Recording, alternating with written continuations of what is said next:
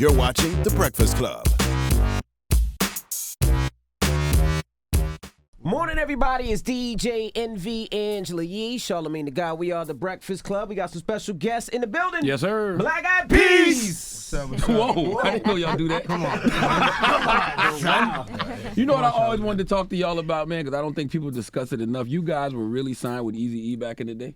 Yeah, we signed Ruthless. Yeah, signed Ruthless in '92 when Dre left. Ice Cube obviously left, and he was going around LA just getting like a bunch of battle MCs to be a part of his writing squad, and me and Apple were signed there from '92 to '95 when he passed away. As a group? Yeah, a different name. What was the name of the group? It was called At Band Clan. Mm-hmm. At Band Clan? Yeah, it stood for A Tribe Beyond a Nation. Mm-hmm. Yeah. I mean, that's always interesting because people see Black Eyed Peas and they think pop group, pop records, but, you know, they don't think, like, Ruthless is hip-hop, right? Yeah, so Eazy was a big inspiration as far as, like, his business sense and the things he signed and, you know, and how he was more than just a rapper. Mm-hmm. He was an entrepreneur, signed everything from Bone Thugs to Blood Abraham to At Band Clan. Like, why would he want us in his stable? Like, why would he go out and, you know, and see to find, you know, to fill different niches and voids in culture. So at the time in '92, Diggable Planets and all those folks were like, were big. This is before Farside, and we were there on Ruthless. So he just really just expanded, you know, our perspective on like what Get It means. Like, how did he sign y'all? Where did he find you? So I was a club in Hollywood called Ballistics, and you know I would just battle. Mm-hmm. Just one of those backpack battle rappers, and that's how we got signed. Or no demo, just freestyle. Wow. So y'all weren't. It wasn't there's no gangster records of Apple and Will.I.am like. No, but you know what? We would go to like Eazy-E's gangster functions and have us perform, and it was like the most awkward thing. Yeah, how was that? It was. That was just like pressure. Like we gotta. Yeah, you know what I mean. We had like old school like. Suits, we cut off the sleeves, and you know what I mean. We were like thrift store shopping, and it would be at like Eazy-E's functions and performing. Yeah, he would just be like, "Yo, freestyle. Well, show him how you freestyle." And so we would just, you know, battle guys. And then next, Taboo joined the group. Yeah, so I was part of the family called Grassroots. You know, there's MCs, B-boys, musicians, poets. And we met each other at Ballistics. So it was all these different crews. From, you know, Exhibit to Robin Thicke to Leonardo DiCaprio, all these kids, we were teenagers at the time, and not to date myself, but we were teenagers and we were just loving hip-hop culture. Right. So I met Will and Apple back then, and we created this family, and at the time it was like, you know, we were just trying to do whatever we could to get our name out there and just continue to evolve as MCs and as songwriters. Yeah, and to us, hip-hop is like, it's multidimensional, so, you know, we do a poor job celebrating the successes and all the different variations of hip-hop. So hip-hop as an industry, you know, I think could be a lot bigger than it is. When I mean bigger, I'm talking about like billions and billions of dollars bigger. So the first Facebook, the first MySpace was OK Player. So we forget all those things, like, you know, from Kid and Play and MC Hammer, that's hip-hop. Those are TV shows, but as an industry, we say, that ain't hip hop. Like hip hop ain't pop. Actually, hip hop is the most popular thing on the planet. Yes. So why do we segregate it and segment it and all these things like this? You know, prison rap is the only thing we consider hip hop. Right. When in actuality, that's like a setup in my eyes. That's a setup for how we progress as people. You know, all the different versions of hip hop is hip hop to me. Do you feel like you had to prove yourself because you was such a, you are such a big hip hop act that you have to prove yourself to the quote unquote hip hop realists and hip hop lyricists? No, you don't do that. That's recipe for failure, if you ask me. Yeah, you don't do that. I mean, although I love it, right? You know, real recognizes real. So, you know, I'll produce and do beats, write hooks, and get in the studio, chop it up, and see the ghostwriters, battle their ghostwriters. I know all the different things. So from that, like, as far as your career, that sabotage for yourself as far as like always trying to get that stamp of approval from folks. But we had to prove ourselves to the record companies because, you know, we were inspired by like Tribe, Boogie Down, and in LA was predominantly like gangster music, and you know, we shop our demos and stuff, and it's like, yo, I don't know, this kind of like on the left, is it tangible? Right. And we had to like prove ourselves and just kept on doing shows all over LA. And not only that, I mean, App came from the Philippines, so Filipino and black, you know. No, we're on Ruthless So- Records. You don't really know that much English. So he don't know that much English. And here I am, a Native American Mexican kid from East LA, and Will came from the project. So we came together for the love of hip hop, b-boying, MCing, graffiti, DJing. We encompassed that. No matter what color it was the frequency was hip hop. I want to go back to something Will said because it really makes a lot of sense, man. I do feel like we cannibalize each other a lot in hip hop. Like when you denounce a Hammer or denounce a Kid and Play, like anybody that was successful back in the day, it seemed like we would denounce. Right. Yeah. Which kind of, you know, it stifled the genre. The genre could have been way bigger a long time ago. I think, you know, it was planned that way. You know, it's psychology for us. Like the trickery is down even to the things that we celebrate and call our own. So as soon as like it's like a parent hating their successful child. And, you know, that's just all part of the conditioning as us as a people. That's why I say you got to salute Eazy-E because he saw that. He saw that, no, it could be bigger. We can't scratch the genre. Yeah. So, you know, Eazy-E, thank you for, you know, and Little Easy, appreciate your father so much. He's, you know, really inspired me as a businessman. And then going from there to Jimmy with just the path from Dre and Eazy to us, from Eazy to Jimmy is I don't know, that to me is serendipitous. Do you have any conspiracy theories on Eazy's death? I mean, every birthday from 92, 93, 94, 95, he would call me on my birthday and we would go to Monty's. That's March the 15th. And around March 18th, we would go to Monty's, which is right off of Canoga. So the first Calabasas guy was Eazy. You know, so all these rappers that live out in Calabasas, Eazy started all that. And so we would go to Monty's. So birthday, March 18th, 1995. He's like, yo, I'm in the hospital, I got bronchitis. I'll be out in a couple of days. And so he didn't go in there knowing. So I have my theories on it, but I think he was administered it. I don't think he had that. Oh, you think somebody injected it in him? Injected into. Yeah.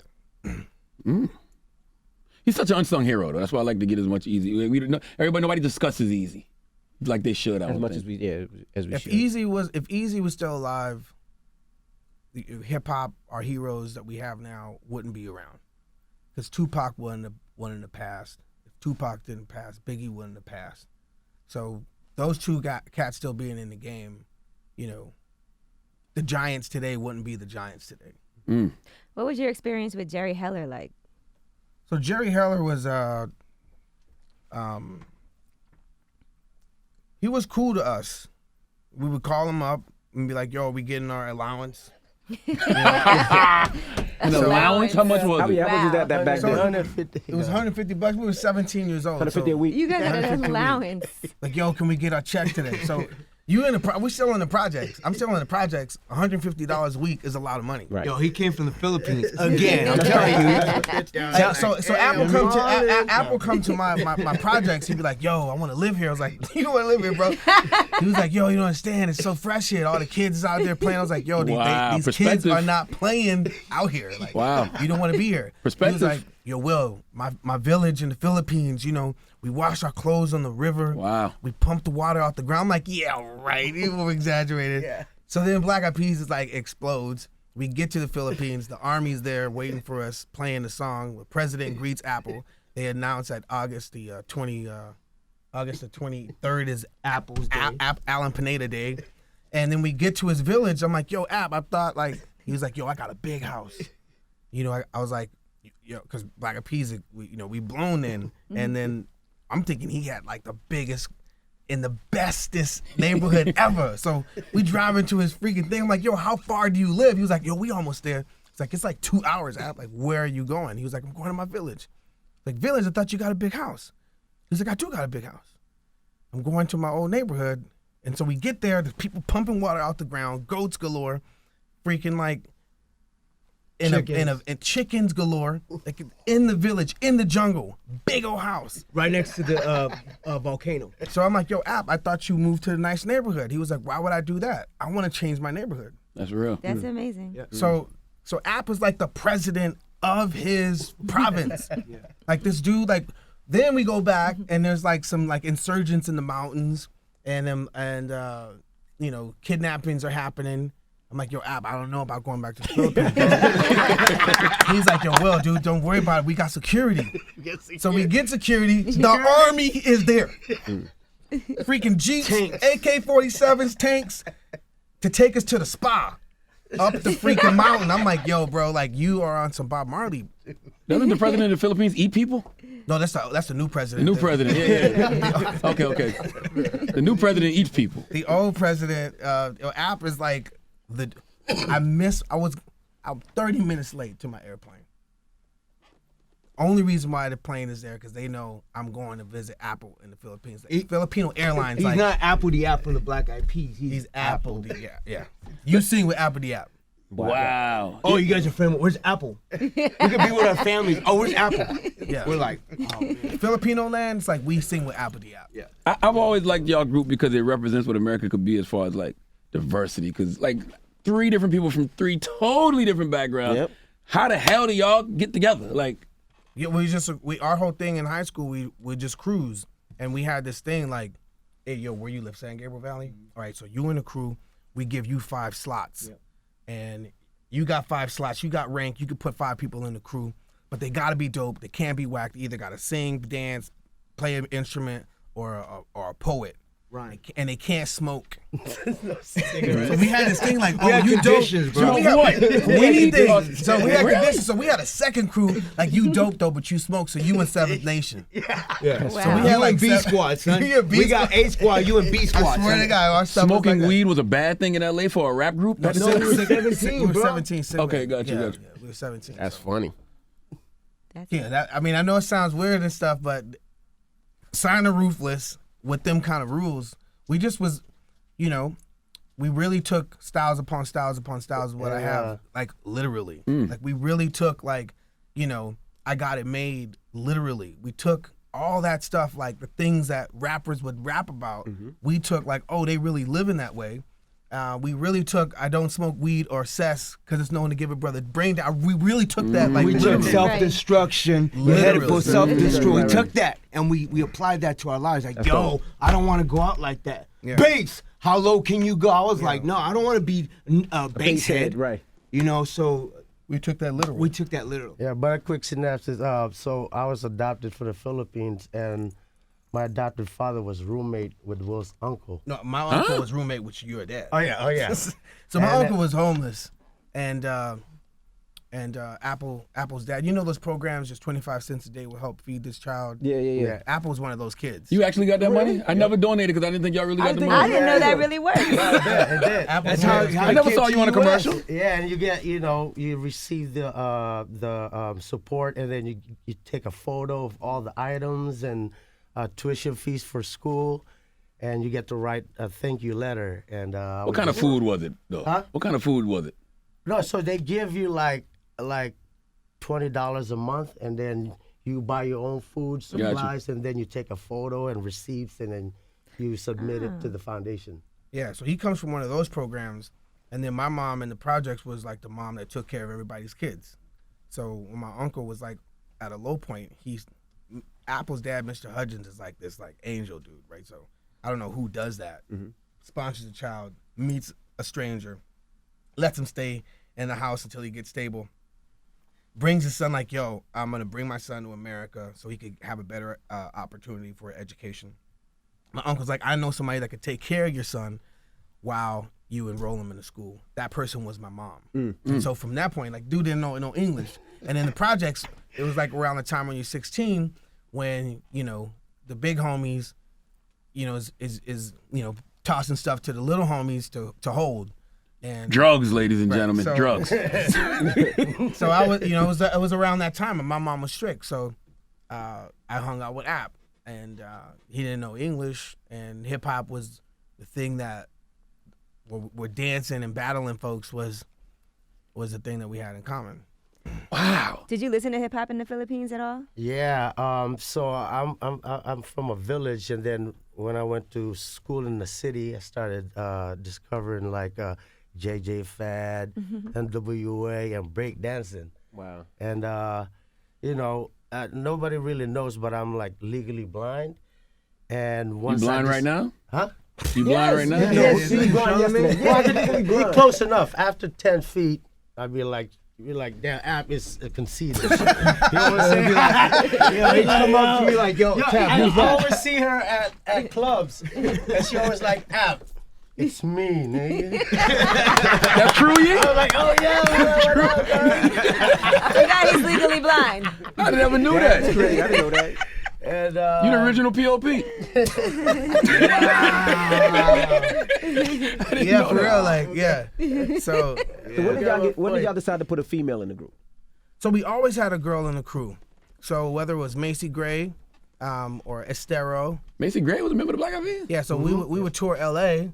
and when she was coming up, we were coming up at the same time. And it was Black Eyed Peas. The building was like Black Eyed Peas, Ozil Motley, Macy Gray. That was like, who would be touring the colleges or different like bar circuits. And our whole vision was to like own California. Right. So we're gonna play San Diego. We're gonna play like Irvine and Orange County. We're gonna own Dominguez Hills and UCLA, USC, Northridge, like all the way up to Berkeley. Like if we can't own California colleges, then we should just give up. And Macy Gray was a part of that. Was part of that circuit with us. Ozil Motley, Black Eyed Peas, Macy Gray.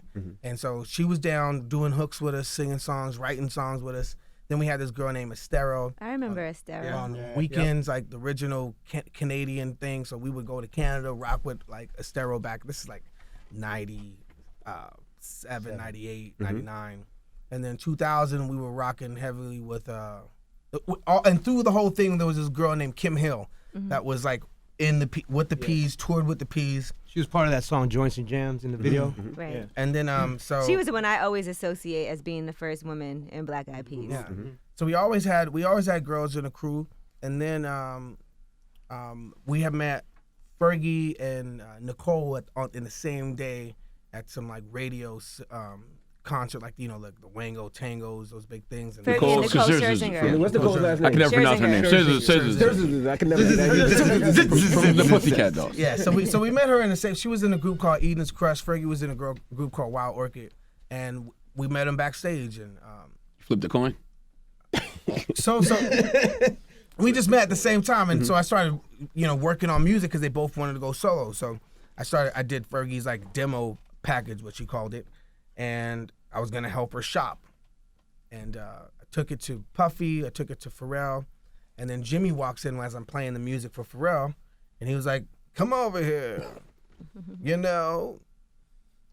it's hard to sell the girls' music. There's too many girls in the industry. We're having a hard time with the artists we have on the label.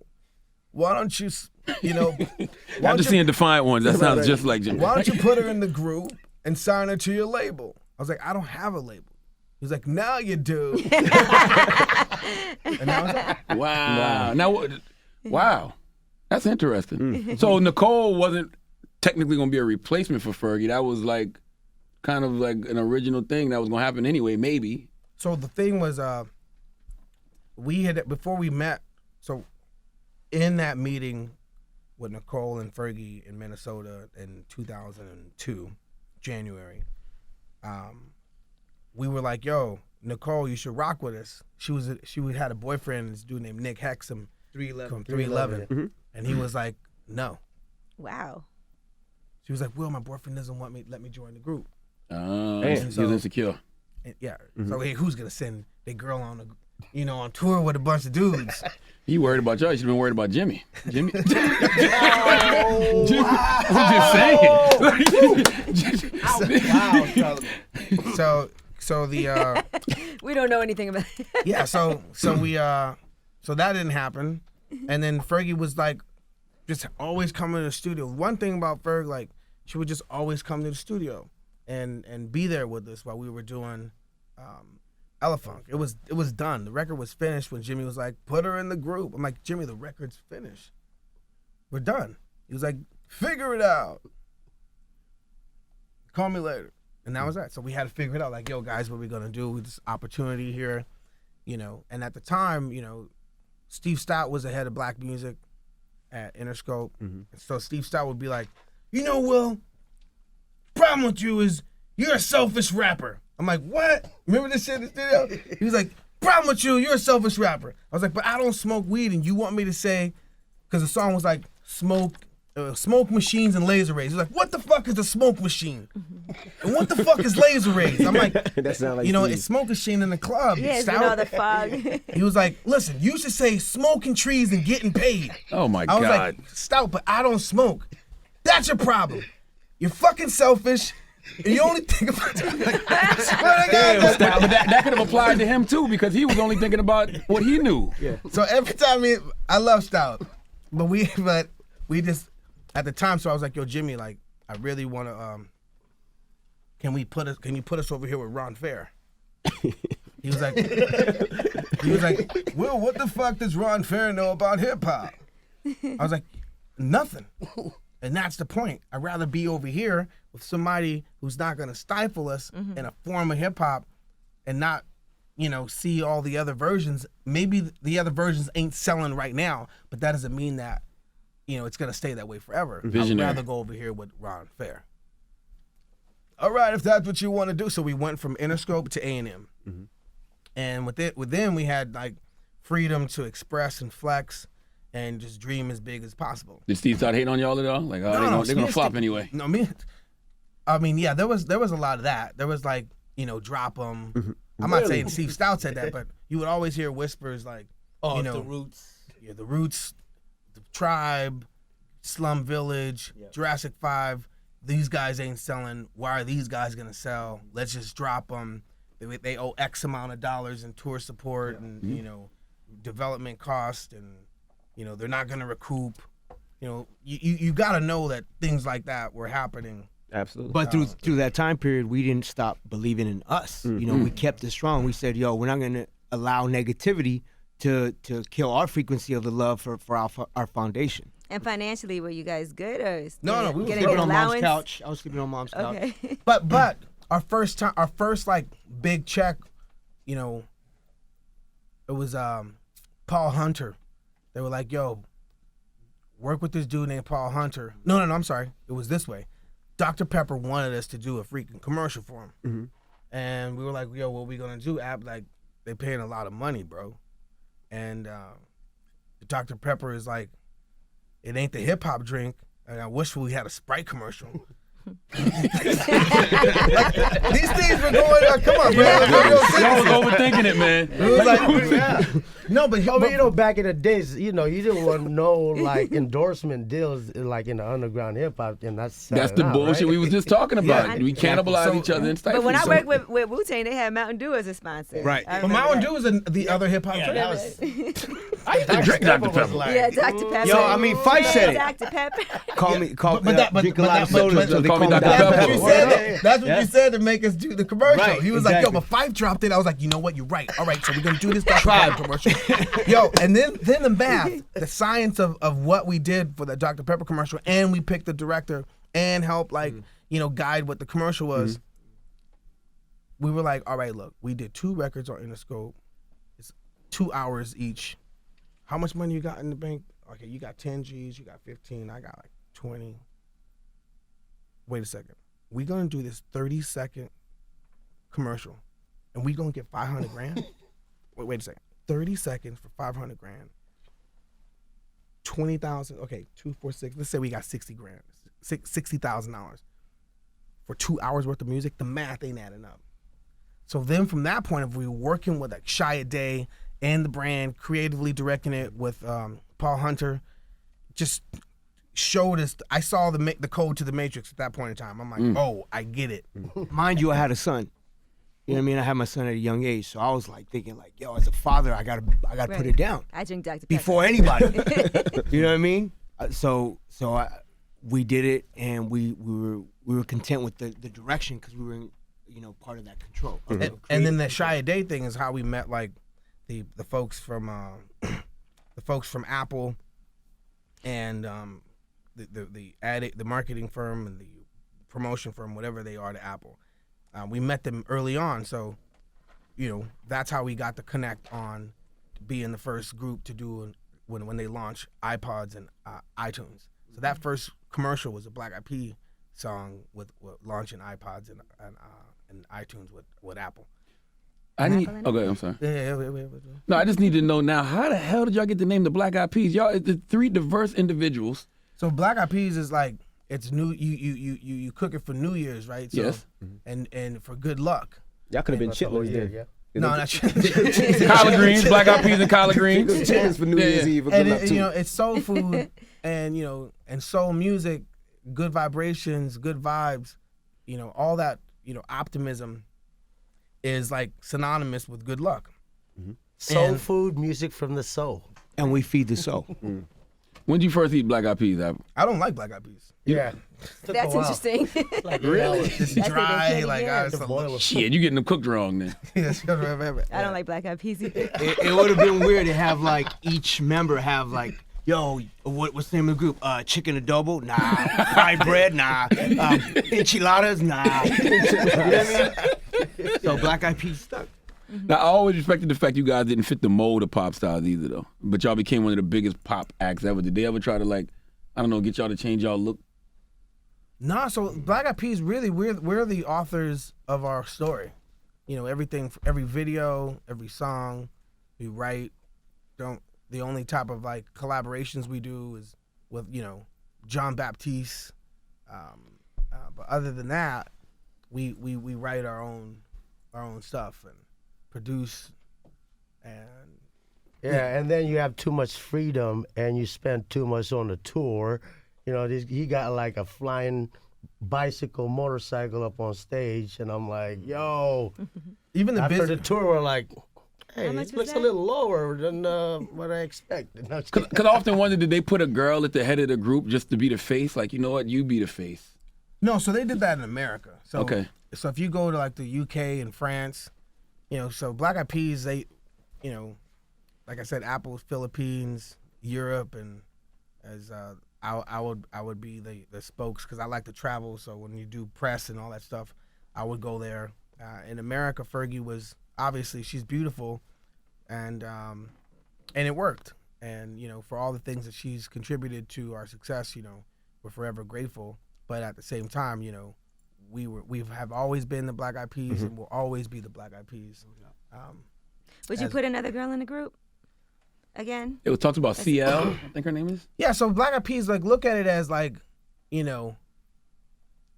it's a play, and there's always different casts, either they're leads or they're supporting cast. So we'll always have we're always refreshed, whether it's CL if we're doing like Southeast Asia and we want to build a bridge and introduce CL to Europe, which by the way she doesn't really need introducing.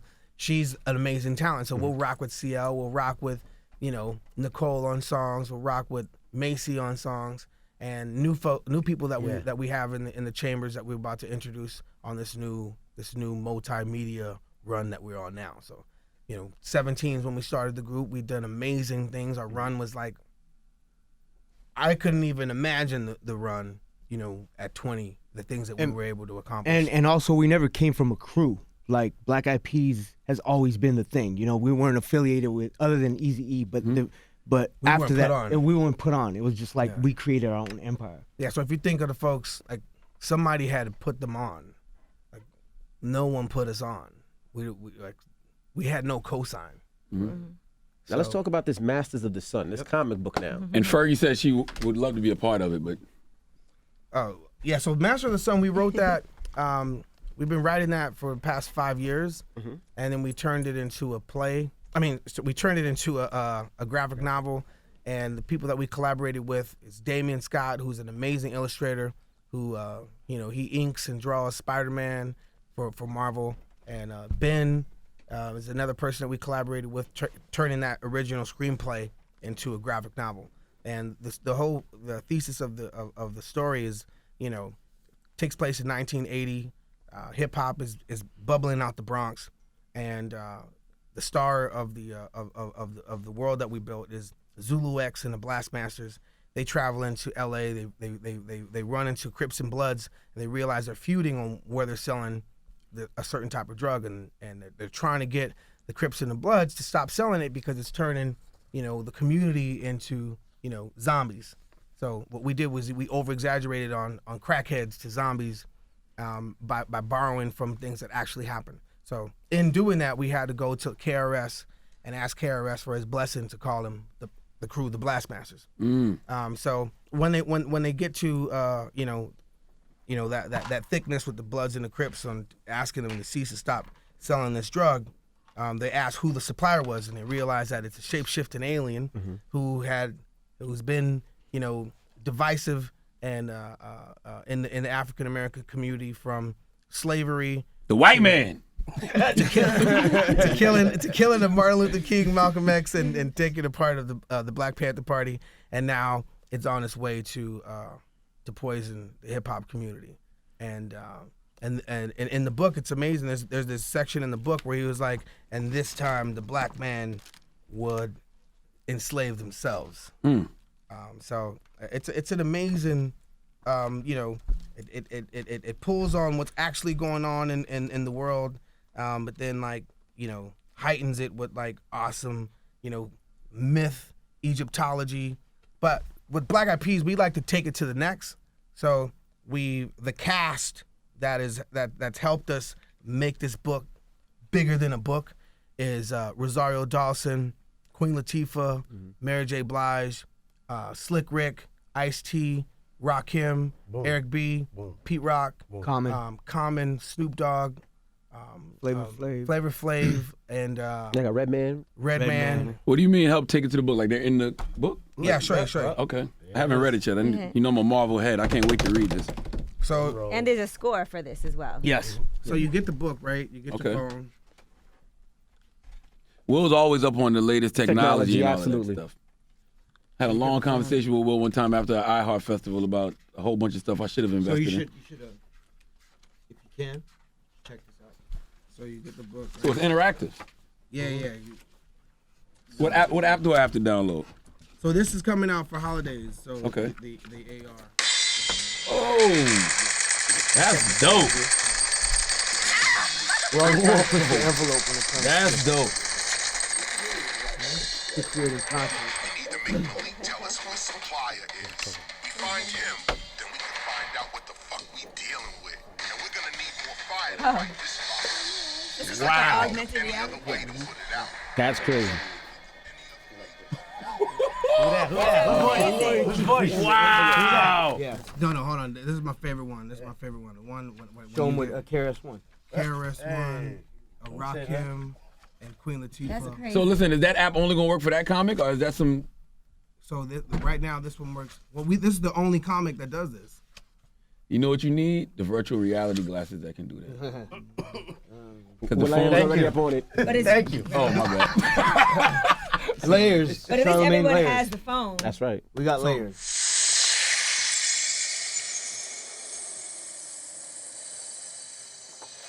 Every eye has a pupil in the center, and that center in every eye is Now black. let me guess. Will.i.am owns the app. Light does not mean good. So Light is a it's a key. It's a keys thing. It means nothing.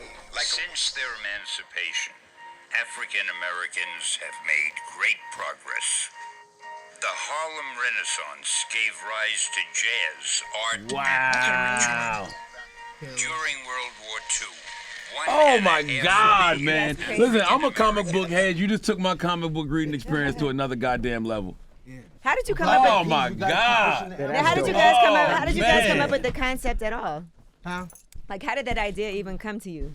So Into the mic. So I consult and for tech companies, go out and acquire companies, and so I'm like hip to like what's coming way before it comes. So Right. I knew about AR and the possibilities for the past 3 years. And as we were making the graphic novel, working with, Ben and Damien Scott, we're like, look, I know we're gonna do a traditional graphic novel. It's not gonna look like a graphic novel. I'm gonna have like Bible paper. We want to make sure that the paper feels rich, and we're gonna have this element to where the book's gonna come to life. Yeah, the And so I just in consulting for the companies, they hip you to the to the technology and the things that are coming. So Wow. so VR and AR, AI, all the cool acronyms we've already been dabbling and building in those worlds. That's going to revitalize the comic book industry because the comic book world is not doing great. You know what I mean? Because I think this is going to revitalize that. Like just going into the comic book store, picking up a comic book, throwing on your virtual glasses, and downloading an app to your phone. Like, oh man. Yeah. And it's great. It was great to be able to bring all these amazing artists that we're influenced by. From KRS-One to Rakim to Queen Latifah, all these Stan Lee. Stan Lee is the narrator of it. So Yeah. So And so, it also stands for hope, because just like I said earlier, I'm legally blind, so now I can read comic books. Because growing up in the Philippines, I had to like really But put you it got up to to stop my lying, face man. about being and legally really read. blind. Now I'm like, I can just read and listen, and it comes to life. You know what I mean? So for all the kids out there that has visual impairment, disability, this would be a great, to just learn and to access information and live more. I love the fact that the messaging too, because messaging is very important. Like y'all are delivering messages through your art, Right. and like where's the love? I look around at this climate and ask myself that constantly. What do you think can be done to make people feel more love in this climate? yeah, so the weird thing is like with all the things that are happening right now, there's not that many artists that are speaking on the times. So there are very few, given the amount of people that have access to be able to reach, right? So everyone has the ability to put stuff on SoundCloud and YouTube. But it seems as if like those types of messages, those types of songs don't work, and they don't work on purpose. And so, to Kendrick Lamar's thank you, J. Cole's thank you for doing your part and for y'all's generation. But if this was an era, it would be like the 50s. So the 50s and the 40s, they didn't really talk about the war and the times. Like, there was Wop Baba Lou Baba Wham Bam Boo, Tutti Frutti. There was Littles, a whole bunch of Little Richard, Little Walker. So He's not gay no more, by the way. He said, Little Richard. Oh, I didn't even know that. Yeah, I saw him do an interview a couple of days ago. He's happy. Yeah. But love for some reason is like a weak thing when really it's the strongest thing, right? Right. So we just do our part, and this book right here is like, to us, love. It's like a different way of saying, writing those types of records. So. You said the music is designed that way. It's designed not to work, like the positive music. Why do you think that is? I really think there is like a higher working on a frequency level to keep us chasing nothing. Negativity. And nothing is worth money. Like writing songs, like, don't get me wrong, we wrote songs like Boom Boom Pow really ain't about nothing like that. I'm not saying that everything that we do is super conscious. That's not real. But for some reason, nothing pays, and substance is risky. Right. And substance is hard to get over. Substance is people ain't really spitting substance. A lot of people say West Coast gangster rap had a lot to do with that, though, because if you look at what the East Coast was doing at that time, the Public Enemies, KRS-Ones, the records like Self Destruction, and then you had the West Coast come with the gangsters. Well, I mean, just and, to NWA had Express Yourself, Right. so I mean that was kind of like the No, but it's Death Row. Yeah. yeah. Okay, you're talking about that era. So there's a part of Defiant Ones when Jimmy was like, I don't know if I'm protecting free speech or supporting Hamas. That part of the documentary was like, I'm so happy he spoke on that, because in reality, it's like prison commercials, right? And if you think of like, who owns prisons, they're privatized. You could own a prison. And if you think of the folks that are like occupying prisons, it's like blacks and Latins. The Black Eyed Peas. basically. You can pick up the book at Amazon. And Yeah, that's what I asked. Yeah. When is the book out? it's out now. It's on Amazon and natives. Now they can send this book. They can send this book to prison. jail too because they get comments in jail now too, right? Right. So you think there is, because Minister Farrakhan always spoke on that. He spoke on that there was a correlation between the private prison industry and the record labels to purposely dumb down the black and brown community and make them gravitate toward the street life through music. I believe that's true. And to the point where, you know, making it to where we just disconnect ourselves from anything that, you know, that obviously looks different than that. So the fact that hip hop in its popular sense doesn't see Black Eyed Peas as hip hop, that was designed. You know, that's by design. How do you feel about social media? You feel like it's dumbing us down? Social media is like it's crippling us. It's even beyond dumbing us down. It's powerful, but at the same time, it's like it's a drug. Like the same endorphins that you get from like drugs is the same one when you get like, oh, how many likes I get? Right. And the refresh. I just checked my Twitter. I'm gonna check it again. Right. Or like, Let me see damn, the- I didn't my- get any likes. I'm a little depressed right now, right? Yeah. And then so there's beautiful people that have like emotional, you know, insecurities and all these things, and if they take a regular picture, they don't get no likes, and then when they take pictures like showing cleavage and stuff, they get grips of likes. So they And now do that more of behavior, then they start going even addictive. more and Right. more and more, and next thing you know, the most you know, person that was like respectful and had like dignity is now the most like doing freak nasty stuff on the internet because it suggests that they love it. Right. Which is, you know, which is good if you like that, which is bad if you're going against everything that you were Right. about before the social media addiction. So we constantly reward negative behavior in our culture, basically. Yo, you could like put up the most like, do a test, put up something really optimistic, and then put the most like idiocracy up there, and you gonna get millions of views. Yeah, I get more likes on my story when I do like, you know, little silly things. When you than fake being blind. Yeah. Yeah. And then I'll post like, yo, I'm building another school in Philippines, and I'll Right. get like 500. Yeah. And I'm working out at the gym, doing bench press, and I get like 3,000. You know what I mean? Like it's just. They want to be buff like you, App. And Taboo, you had a fight with testicular cancer, Yes, right? sir. Wow. 3 years now.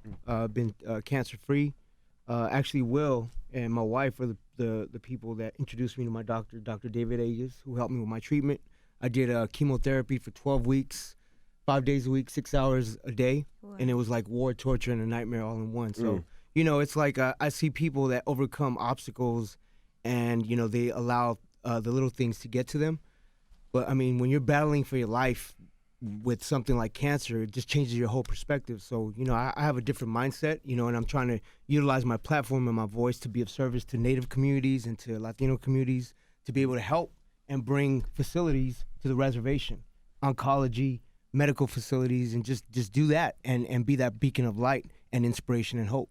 I don't feel like y'all tell y'all story enough, man, because I've had conversations with Will I Am before this interview, just one-on-one. I've talked to Taboo one-on-one, never met Apple, but it's just like y'all got so much to offer the world, and like the perception of y'all is so off.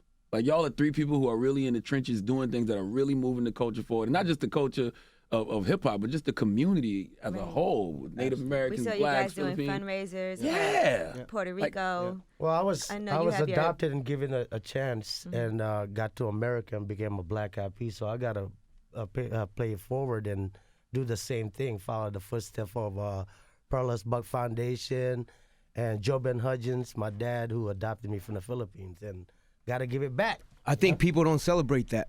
People don't, whether you're trying to be of service or trying to do something that will add on to humanity, people don't celebrate that. It's like, it's something that's part of us. It's been part of us since Apple came from the Philippines, because his story was a philanthropic story. Right. It was about a person believing that they could, provide a better life for a human being.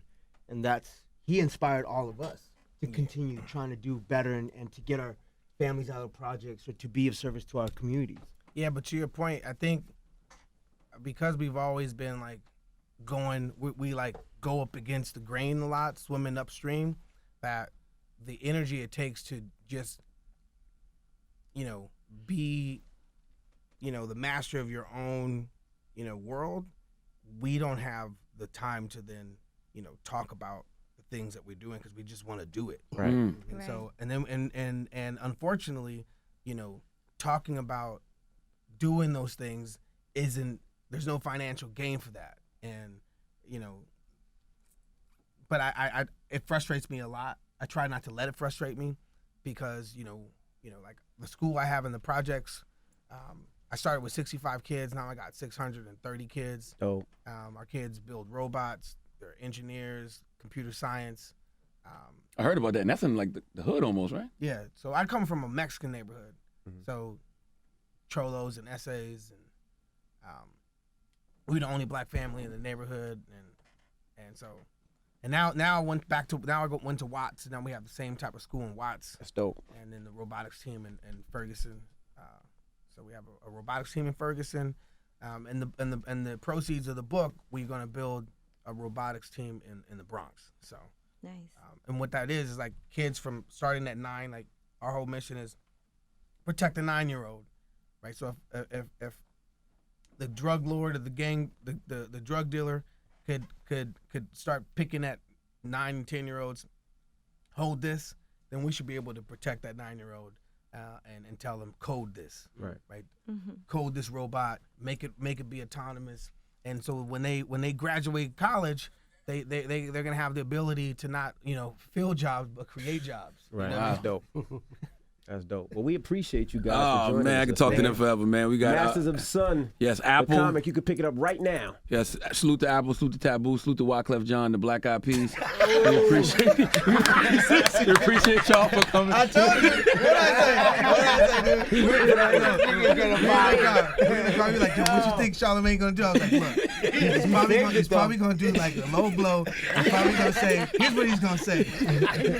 No, but they called him. Remember when they called you Wyclef on CNN? No. So check this they out. mistook you for Wyclef. One time, they used to call me Wyclef ever since our first tour in 1998, Smoking Grooves, and they would be like, "You're Wyclef." I'm like, "No, Black Eyed Peas." So in my head it was like the day that they call Wyclef Will, I made it. Right. All I gotta do is just wait for that. So, anyways, make a long story short, it's 2015. I'm in New York. We're doing Central Park, and Wyclef's like, "Yo, Will, let me introduce you to my daughter." And she was like, "Oh, can you take a picture of my daughter?" I was like, "Of course, Wyclef." And so the daughter says, "Dad, you do look like Will I Am." I'm like, "Yo, I made it." There you have it. It's the Black Eyed Peas. It's the Breakfast Club. Good morning.